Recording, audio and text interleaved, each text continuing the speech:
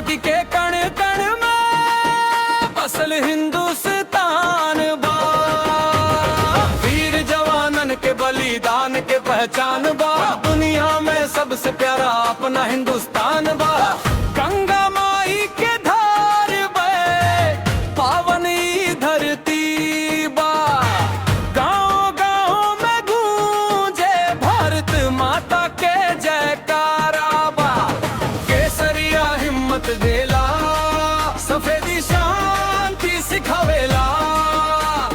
हरियर रंग खुशहाली के संदेश लेके आवेला। तिरंगा लहराई रे भारत के शान बा।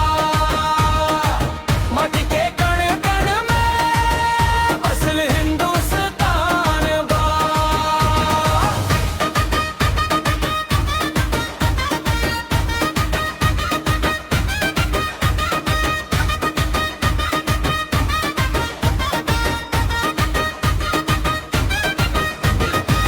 सीमा पर जवान खड़ा, आंख में देश के सपना। माँ के गोद से दूर सही देश बाहो कर अपना। धूप होके चाहे बरखा, पीछे ना हटे वीर। भारत माँ के रक्षा खातिर हमेशा रहे गंभीर।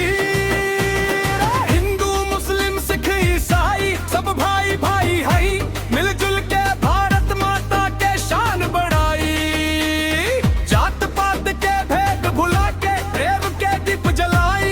एकता के ताकत से भारत के आगे बढ़ाई।